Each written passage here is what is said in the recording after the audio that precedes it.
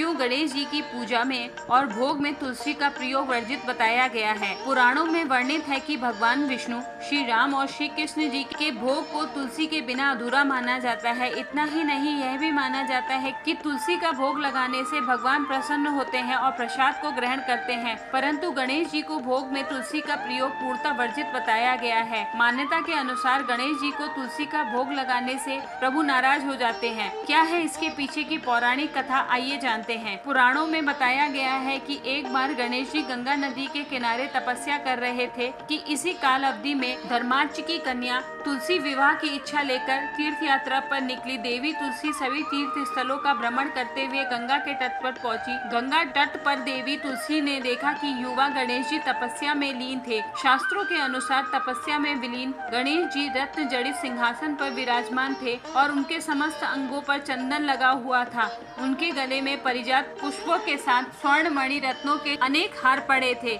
उनकी कमर में अत्यंत कोमल रेशम का पीताम्बर लिपटा हुआ था। तुलसी श्री गणेश के इस सुंदर स्वरूप पर मोहित हो गई। उनके मन में गणेश जी से विवाह करने की इच्छा जागृत हुई। तुलसी ने विवाह की इच्छा से उनका ध्यान भंग कर दिया। तब भगवान श्री गणेश जी ने तुलसी द्वारा तप भंग करने तथा तुलसी की मनसा जानकर स्वयं को ब्रह्मचारी बताकर उनके विवाह के प्रस्ताव को नकार दिया। विवाह प्रस्ताव ठुकराने पर तुलसी ने क्रोधित होकर गणेश जी को श्राप दिया कि उनके एक नहीं बल्कि दो विवाह होंगे। इस पर श्री गणेश जी ने भी तुलसी को श्राप दे दिया कि तुम्हारा विवाह एक असुर से होगा। एक राक्षस की पत्नी होने का श्राप सुनकर तुलसी ने गणेश जी से माफी मांगी। तब गणेश जी ने तुलसी से कहा कि तुम्हारा विवाह शंखचूड़ राक्षस से तो होगा, फिर भी तुम भगवान विष्णु और श्री कृष्ण को प्रिय होने के साथ कलयुग में जगत के लिए जीवन और मोक्ष देने वाली होगी। पर मेरी पूजा में तुलसी चढ़ाना शुभ नहीं माना जाएगा। तब से ही भगवान श्री गणेश जी की पूजा में तुलसी चढ़ाना वर्जित माना जाता है।